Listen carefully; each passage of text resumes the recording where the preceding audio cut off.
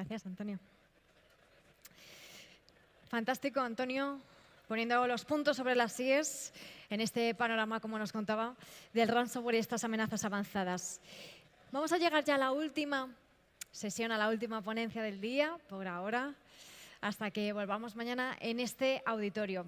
Y hemos estado hablando mucho todo el día, desde luego, de la inteligencia artificial y del impacto que va a tener.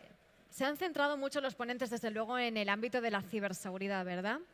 Pero ahora vamos a cambiar un poco de tercio. Bueno, John también nos explicó la importancia y la relevancia en el ámbito audiovisual. Y ahora vamos a observarlo desde un punto de vista nuevo y os voy a pedir que os pongáis en la piel de un periodista. Bueno, no me miréis así, que no somos tan malos. Bueno, ¿sabéis lo que es una percha informativa? ¿Os suena? Básicamente es, digamos, un suceso que es digno de ser una noticia, ¿no? De ser una pieza informativa. Por ejemplo, Cyberwall es una percha informativa en sí mismo. Podemos aprovecharlo para hablar en medios de comunicación sobre ciberseguridad, sobre inteligencia artificial. Y en estos momentos tenemos muchas sobre inteligencia artificial. Hay muchos momentos en los que hablar sobre inteligencia artificial, demasiados. No podemos meter todos en todos los medios de comunicación porque no hay tiempo y no hay espacio suficiente. Y por eso os pedía que os pusierais en la piel de un periodista. ¿De qué habláis? ¿Qué elegís? ¿Y cómo lo contáis? Teniendo en cuenta el momento en el que estamos y toda la información que hay que contar en la actualidad. Bueno, pues nuestro ponente, que es Jordi Colomé, que es periodista del País, pues ha venido a contarnos cómo están viendo este panorama desde el mundo periodístico y cómo ellos están ya valorando implementar la inteligencia artificial en un mundo como es el de los medios de comunicación. Interesantísimo, ¿verdad? Pues seguro que os va a resultar, desde luego, de gran interés y vais a aprender mucho con Jordi Colomé. Por favor, un aplauso para él, que nos acompaña ya en este Cyberwall. Bienvenido. Todo tuyo. Hola, gracias. Hola. Siento estar aquí a media horilla más, pero espero hacerlo lo más interesante y entretenido posible. Vengo a hablar básicamente de mi trabajo, que no es ninguno de los que hay aquí más presentes. No soy ingeniero, no soy programador, no tengo nada que ver con la ciberseguridad, pero sí que me dedico a intentar cubrir todo esto desde un periódico generalista. Y creo que el detalle de generalista es importante aquí porque es un periódico que leemos, digamos, todos los no interesados en algo muy concreto. O sea, aquí la gente puede ir a por medios más concretos especializados en ciberseguridad o en ingeniería o en inteligencia artificial, y aquí, en un medio general como El País, pues intentamos hablar de todo y creo que esto le da una visión un poco más general. No sé si habéis estado en la charla de John antes, que ha hecho una especie de panorámica sobre dónde está la inteligencia artificial hoy. A nosotros, en un periódico, en una sección de tecnología de un periódico, nos preocupa eso también, pero desde un punto de vista muy distinto. Desde un punto de vista de... La pregunta básica que me hago casi cada día al intentar ver un tema nuevo es ¿qué importancia tiene esto hoy? Y sobre todo, ¿cuánto es real, cuánto es de verdad, cuánto es representativo de lo que ocurre? O sea, ahora se hablaban de ransomware, antes hablaban de inteligencia artificial, pueden hablar de cualquier ciberestafa, de cualquier vinculación de adolescentes con pantallas, con redes sociales, problemas de salud mental. Todas esas cosas, mi trabajo es ver realmente qué hay de verdad ahí y si merece que lo contemos para que todos podamos hablar o estemos un poco más informados de lo que ocurre alrededor nuestro, ¿no? Cuando no es algo que nos ocupa. Entonces, a mí lo que me gusta estar aquí hoy, porque es como vengo a hablar a gente especialista de lo que hacemos, digamos, los que intermediamos entre lo que hacéis vosotros y el resto de la sociedad, que no tienen por qué saber precisamente, por ejemplo, qué significa inteligencia artificial, ni para qué sirve, ni qué es Midjourney, ni qué es ChatGPT, ni qué es Copilot, ni nada. Aquí me pidieron que lo centrara un poco en inteligencia artificial, que es evidentemente uno de los temas ahora. Le puse el prompt a Copilot del título de la charla. Lo hice un poco para ver que, aunque, como John decía, hace 2 años que generamos ilustración, hay material espectacular para generar ilustración. Si vas al contenido básico, te salen cosas ridículas aún. Con lo cual, y esto es una cosa de las principales en mi trabajo, cuando yo escribo sobre un tema de estos, tengo que dar por hecho que la gente que lo va a leer o la gente que va a oír hablar de ello es gente que no sabe usar ni esto. Entonces, es un poco la distancia que hay entre la realidad de nuestros trabajos y la realidad, por ejemplo, de alguien que se dedica que es abogado, que es fontanero, que es profesor, que es cualquier otra cosa que no tiene nada que ver con nosotros. Esto le puede parecer increíble y todas las cosas que hablamos entre nosotros de la ciencia ficción que está por venir, y me remito de nuevo a la charla de John antes, son cosas que parecen aún más una mezcla de Black Mirror y realidad. Entonces, mi trabajo ahí es un trabajo que quiero compartir con vosotros. Ahora el debate interno que tenemos yo primero conmigo mismo y luego en la sección sobre qué merece la pena contar de todo esto, hacia dónde vamos, qué es lo más probable que pueda ocurrir. Y estoy seguro que, y esta es una de las cosas, una de las trampas del periodismo en general, nuestros prejuicios, primero el mío, pero luego el de cualquier persona que lee una pieza o que es fuente mía también, cuentan mucho a la hora de valorar cómo será, y es una cosa que contaré ahora, el presente inmediato y el futuro, ¿no? Entonces, bueno, pues de esto os voy a hablar. Esta es la presentación. Yo soy periodista de tecnología de la sección de tecnología del periódico El País, en Madrid, con lo cual estoy todo el día pendiente de estas cosas, aunque, como os he dicho, desde un punto de vista bastante generalista. O sea, por ejemplo, yo cuando utilizo siglas como IA, SEO, ChatGPT, OpenAI, por ejemplo, tengo siempre que, quién es Sam Altman, cualquier cosa de estas, tengo que especificar quién es esa persona a menudo.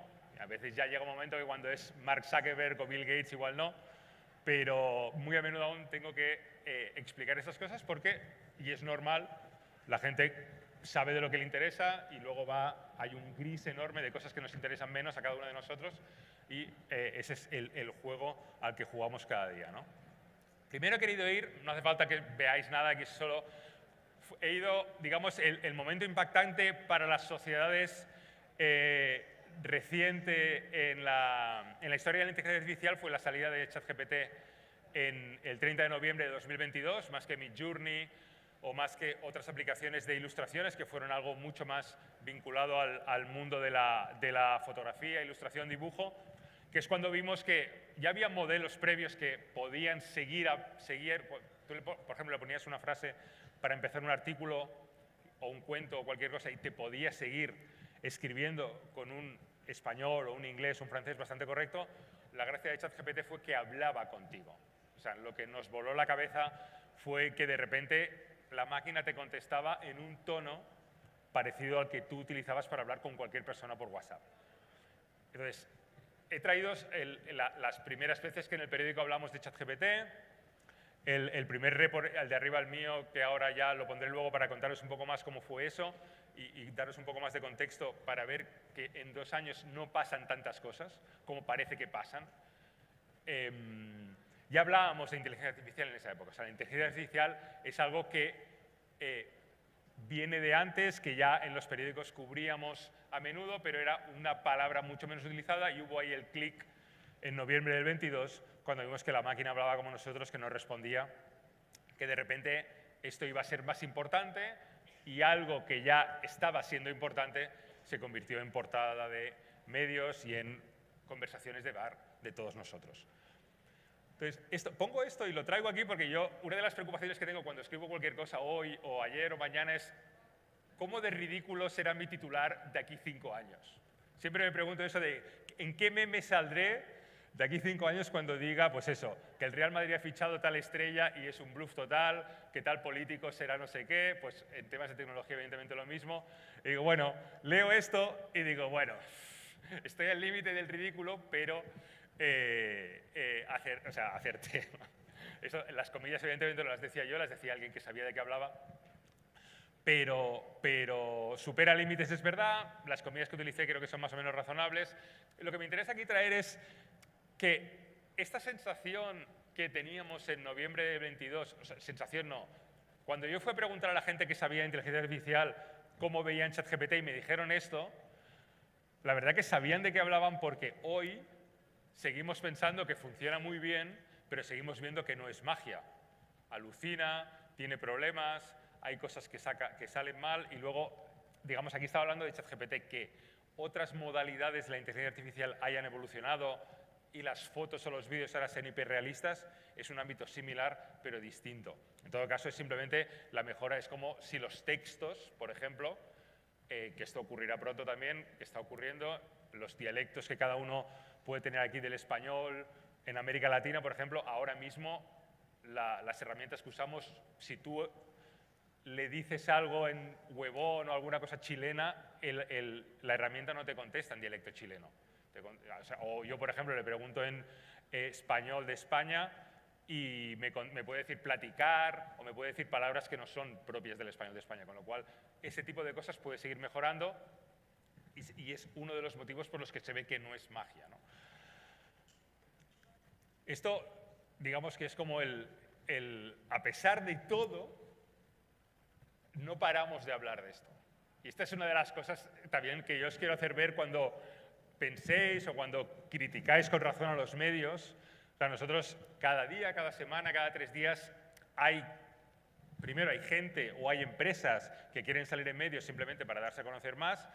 Quien dice medios hoy en día, evidentemente, dice redes sociales, dice cualquier cosa que sea un amplificador del mensaje, ¿no? Y aunque la fotografía grande varíe relativamente poco, no paramos de hablar de esto. Esto, evidentemente, son artículos de mucha gente, pero es un huevo. Y yo mismo alucino a veces mirando solo mi periódico de todo lo que somos capaces de publicar sobre estos temas. Evidentemente sobre cualquier tema, pero si mirara otros medios, noticias parecidas, noticias que se aproximan más a lo que es verdad, a lo que no es verdad, en un sentido de interpretación, no de si es verdad o no, como en sentido de bulo. No paramos. Entonces es como, hay la sensación de que hay que seguir contando cosas y sí que hay cosas nuevas siempre, pero a veces las novedades, y ahora traigo, por ejemplo, lo que hemos publicado recientemente, son matices sobre lo que ya vamos viendo. O sea, por ejemplo, ahí la foto el fotograma de Her, ¿no? Que es un artículo que salió hace poco, es simplemente el comentario del vídeo que ha puesto antes John cuando OpenAI sacó su voz parecida a Scarlett Johansson para hablar en un tono sentimental con una máquina que era como, bueno, tenemos ChatGPT que ya escribe normal, ahora OpenAI lo que ha conseguido es sin latencia poder crear conversaciones en tiempo real y esas conversaciones, pues mucha gente, o en OpenAI creían que mucha gente las podía llevar al terreno sentimental. Evidentemente puede ser verdad, es uno de los debates que podíamos imaginar desde el minuto 1.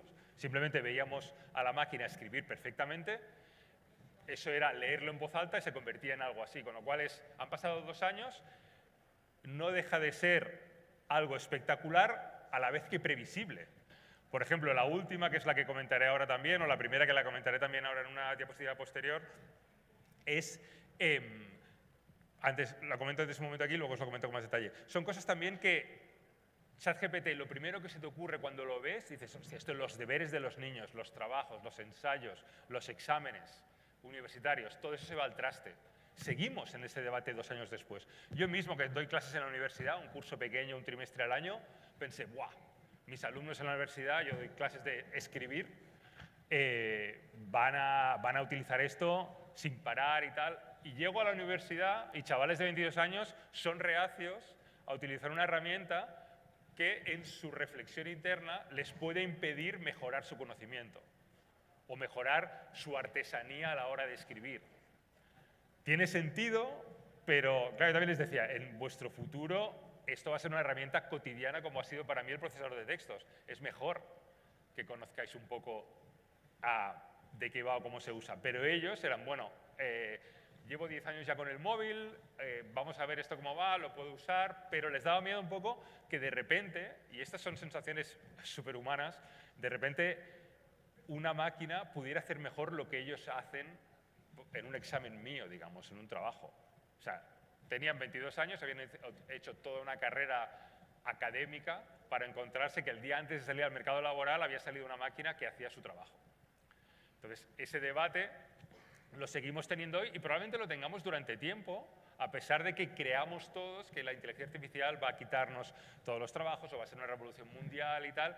Y llevamos 2 años que eso también es una reflexión, cada cual lo puede ver. 2 años puede ser poco o puede ser mucho, dependiendo de quién mire, ¿no? Entonces es como, bueno, a mí me parece como que podían haber pasado más cosas, probablemente 2 años tampoco son tanto, con lo cual ahí estamos, ¿no? Y esta es una de las ilustraciones de esto que estoy diciendo ahora, es, por ejemplo, ChatGPT, búsquedas en Google a lo largo de desde que salió, al principio es el 30 de noviembre del 22, hubo el boom cuando salió el modelo 4, en marzo del 23, y a partir de ahí, pues bueno, es gracioso lo de ChatGPT en verano, que cae, porque es una herramienta puramente productiva, y cuando hacemos vacaciones no la miramos tanto, ¿no? Esto es solo para España, ¿eh?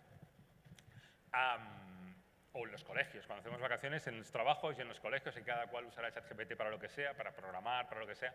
Pero bueno, de momento tiene ese pequeño, no sé si es un hándicap, pero es una herramienta que usamos mucho, o bastante, depende también de quién mire, pero está vinculada de momento a la productividad y no parece que se haya disparado, que esto es también el otro dato gracioso de estas búsquedas en Google, no parece que se haya disparado desde el modelo 4 cuando salió, que fue el boom de ¡buah! Hay algo que habla con nosotros. O sea, de momento la gente hemos interiorizado que hay una máquina que habla con nosotros y la tenemos ahí porque no va a más. Y esto es lo que os quiero comentar ahora, ¿no?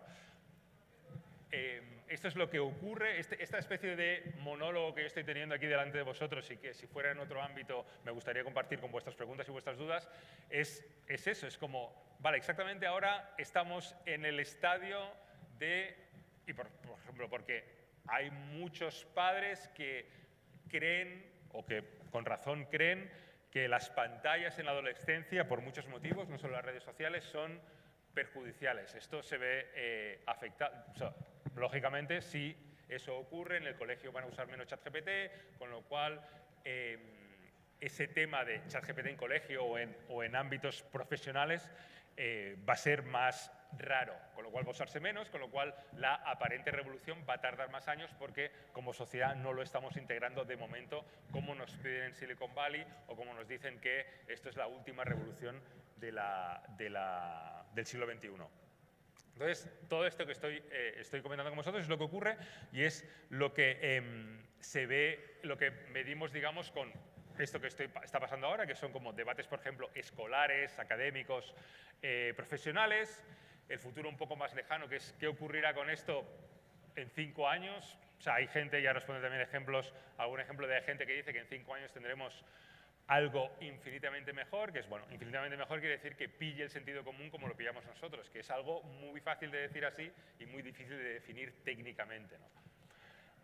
Y el futuro loco, que es el futuro de Terminator, que es cuando una inteligencia artificial sea suficientemente lista como para engañarnos y tomar el control de lo que sea y, si es necesario para las órdenes que le han dado, destruir la humanidad.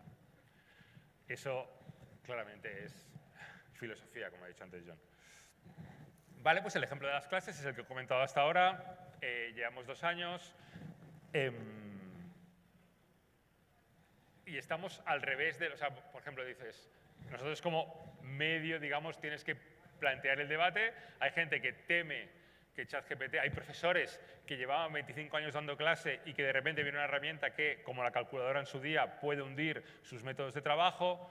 Y hay profesores que plantean el debate, esto es un artículo de opinión, no es una información, con lo cual es alguien que está dando su opinión o alguien que ha recaudado la opinión de 4 o 5 expertos que plantean por qué puede no ser una buena idea y es algo que, bueno, puede ser razonable. O sea, es como mi trabajo, digamos, es ir a preguntar a la gente que sabe sobre las cosas que están ocurriendo y probablemente entre la gente que sabe, yo siempre me encuentro, este es uno de los trucos de mi trabajo, siempre encuentro gente que quiere decir cualquier cosa.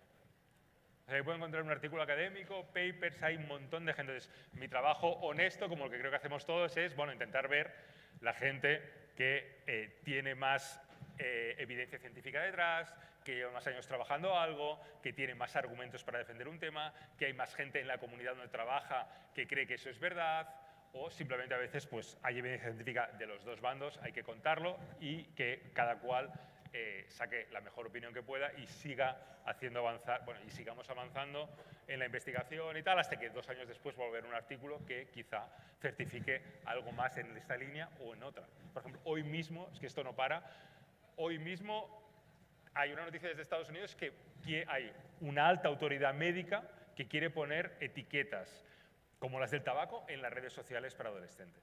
Bueno, desde 2010 o 2011, cuando las redes sociales provocaron las revueltas árabes, ha cambiado bastante el panorama, al menos para los adolescentes.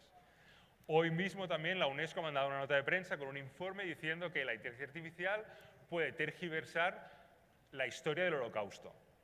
Que si las generaciones futuras, en lugar de mirarlo en Google o en libros, preguntan al ChatGPT de turno o a la gente que usen qué pasó en el Holocausto, cómo fue, quién fue Goebbels, quién fue Hitler, puede darles respuestas que, porque saca la información de Internet, sean más ambiguas de las que hemos dado a los estudiantes, de las que hemos recibido nosotros, básicamente de las generaciones anteriores a las que están estudiando ahora, ¿no? Eso lo dice la UNESCO, lo dice cualquiera. Y es fácil comprobar que cuando hoy tú le preguntas sobre ejemplos, porque alucinan las inteligencias artificiales, como bien sabéis aquí, te puede decir que el Holocausto fue por, como dice el informe de la UNESCO, fue porque ahogaban a judíos en lagos, que es mentira, o que Goebbels no tuvo ninguna participación directa en el Holocausto, ¿no? Que también es mentira. En todo caso, ejemplos cotidianos de lo que nos encontramos. Otro tema fascinante, esto es, aparte porque lo estoy trabajando ahora, es los buscadores, ¿no?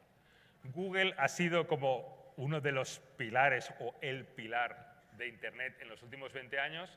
Y desde que salió ChatGPT venimos oyendo que eso es el final de Google tal y como lo conocemos. Hasta Google lo dice. Antes John también ha puesto una cita de Sundar Pichai, del CEO de Google, donde decía que la inteligencia artificial será como el fuego para las sociedades de aquella época, ¿no?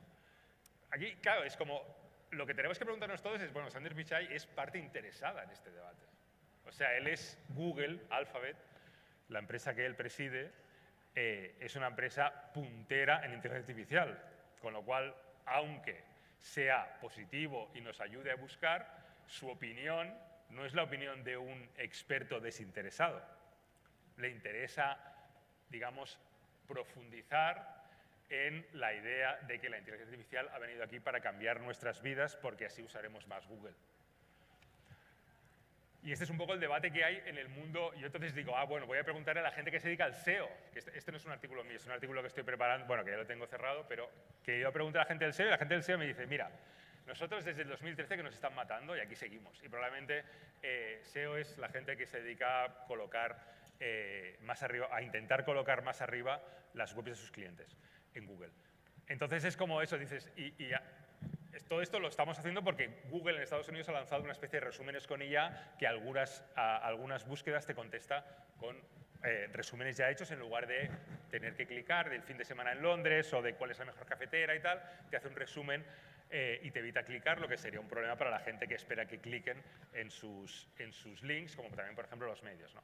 Entonces, Google dice que eso es el futuro, los resúmenes funcionan regular, los SEOs me dicen que, bueno, ya veremos, llevamos muchos años muriendo, y esa es la cosa que llevo yo 2 años oyendo que Google se muere y Google es exactamente igual que era hace 2 años. Y entonces dices, bueno, es que vosotros me podréis decir, oye, vengo desde 2029 a decirte que Google ha cambiado bastante. Diré, bueno, han pasado 5 años más y me estás diciendo que Google ha cambiado bastante, pero probablemente, si ahora pensamos con frialdad, ¿nos fiaremos de solo lo que diga Google cogiendo de 6 links? Pues probablemente, o sea, información de 6 links para resumirnos en 3 párrafos algo que le preguntamos. Pues probablemente para alguna pregunta sí, pero no para todas. Y eso, o sea, por ejemplo, escójame un restaurante en un barrio de Salamanca que tenga espacio para niños, que den carne, pero alguna opción vegana, tal, y te lo conteste y acierte. Guay la inteligencia artificial. Pero para otros donde sea algo, bueno, quiero ver 3 opciones sobre no sé qué, tal, ya no será igual tan guay porque te limitará mucho. Es una de las cosas que quiero dejaros como reflexión al final. Ya, para ir acabando con esto, entonces, he hablado del presente ambiguo, del futuro más o menos dudoso, que es esto, es cuando alguno de vosotros venga desde 2029 a decirme que